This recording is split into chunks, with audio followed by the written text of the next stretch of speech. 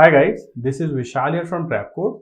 So in this video, we will understand how to create new records in Xano using DrapCode. So in previous video, we have seen how to fetch data from Xano and display on our DrapCode data table or DrapCode UI. Since we are using DrapCode as a front-end builder, here we will see how to create new records. So we will be creating a form where person can input the values, and as soon as they submit the form, the values will get reflected in Xano, or they will be pushed to Xano backend engine through the REST API. So let's see how this can be done. So here we have created a collection in DrapCode which has 4 fields: full name, email, date of birth, gender, and we have a similar table in Xano which has the same field: full name, date of birth, gender, and email. So why we have done it? Because we want to map the fields in DrapCode to Xano database, right? So whatever fields we have there in DrapCode, the same field we have in Xano database, so that when we submit the form, they will automatically get mapped. You can also do it without creating a collection, so you can use a form component, but collection form component is much more easier because it generates the structure of data table and the collection form without you putting extra effort or without you giving each field one by one.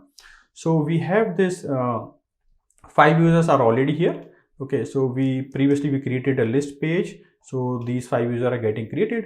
Now what we will do, we'll put a create button somewhere here. It should open a form. We will submit the form. It will create a user, and once we come back here, we will see that newly added user, and we should also see that user in the Xano backend database. Okay, so here these are the APIs which we are using. So we have used this API. We have used this person fetch API. Now we want to create a new person. So to create a new person, we will need to use this API, person add record. This API is open. You can either mark it authenticated and pass an access token. So let mark it authenticated. We have already generated an access token using this login auth API. So this is all in the Swagger. So you can go from Swagger documentation from this link. Once you open this link, it gives you a Swagger URL. And here we have created this dummy user in the user table, and we have generated an access token by clicking and execute.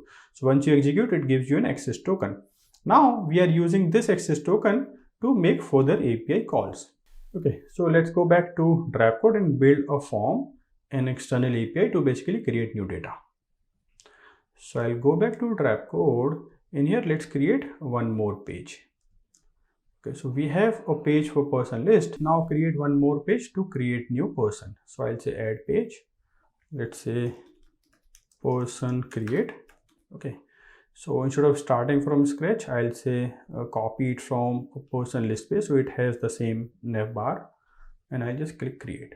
So it has created a new page which has a table. I don't need this table, so I'll just remove it. Okay, now let's put a 2-column layout, and let's put a button to go back to the table or to the list page.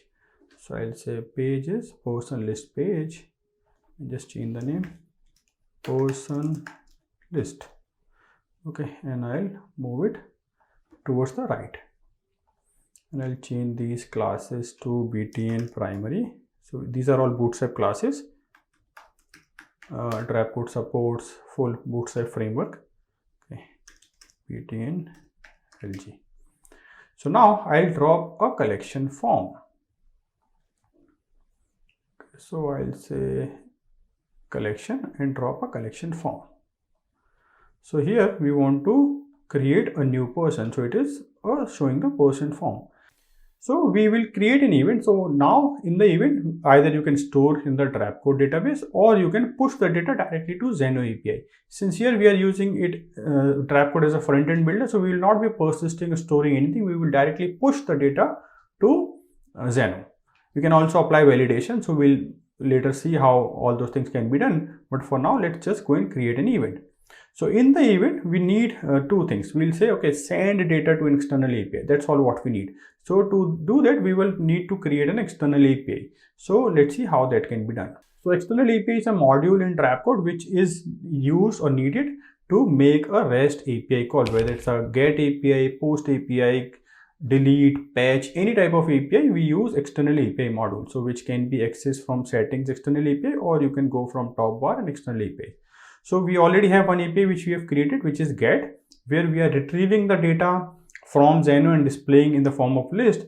which you can see is here. So all this data is coming from that REST API. Now create one API to create new records in Xano. So I'll go and say create external API. So I'll say create new person on Xano. So now let's see what this configuration in Xano looks like. So here, to create a new person, you need to call this API, which is authenticated, and this is the URL. So I'll just copy the endpoint and I'll go here and I'll just copy it. It is a post call, so I'll keep it as it is.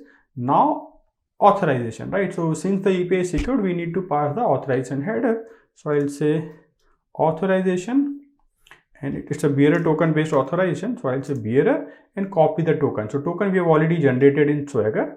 So you can generate token with any dummy user you have. So we have this token, and I'll just go back and paste the token.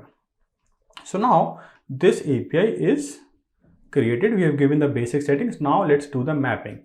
Then when the data comes from the form, how we want to send it to Xano. So here I'll choose non-persisted collection. Why we are choosing this?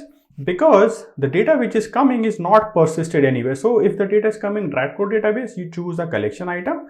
But if it is coming from a form which is not storing it anywhere, you choose a non-persisted collection item.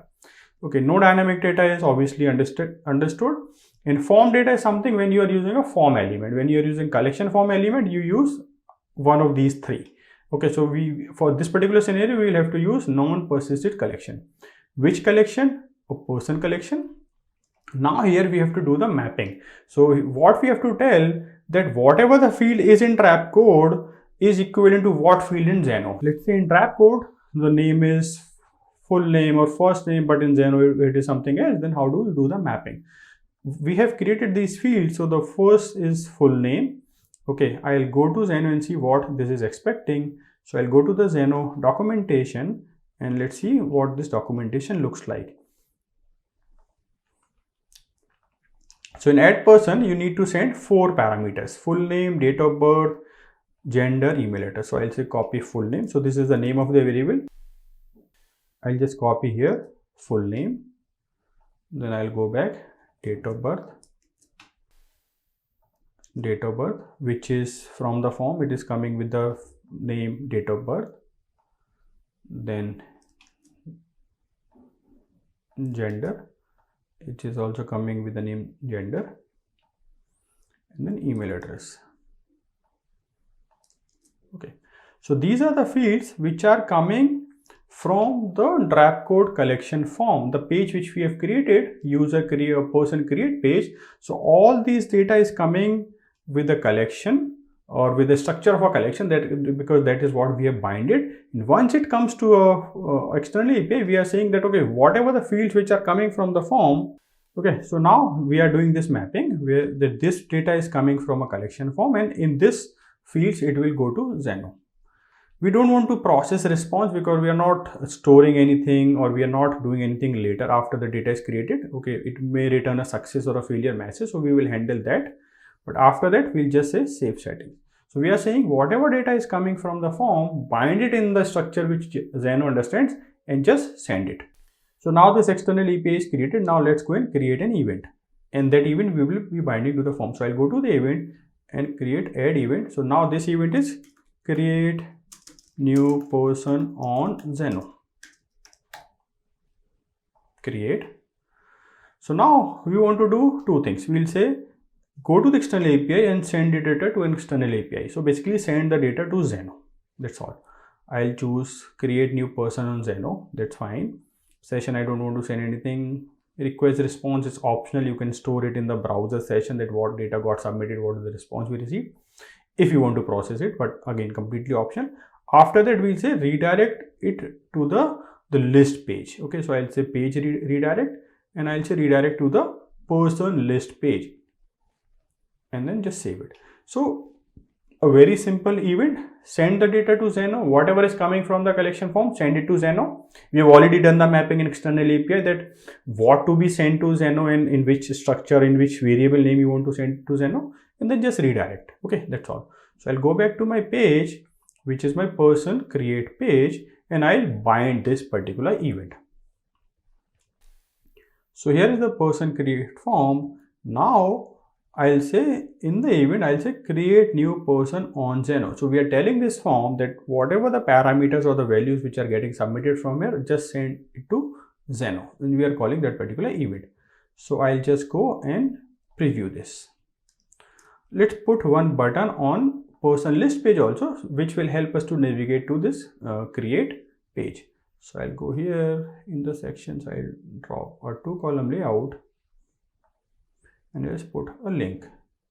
So here in the link, we'll say go to person create page. Let's say create new person. I'll remove these classes. Okay, btn primary and make it right aligned. Okay, so let's go to this list page. So this is person list page. So all this data is coming from Xano. So let's go and create a new person. So I'll say new person. Let's say full name is person 6. Okay, so we have user 1 till user 5. This time I'll say person 6. Email is person6@email.com. Date of birth is some date of birth. Gender is, let's say, male. Okay, and I'll submit. So as soon as I submit this, it will just take this data, send it to Xano. Whatever response will come, it will, if it is success, it will go back to the list page. If it is failure, it will show you an error message here. Okay, so let's submit this form and I'll submit it.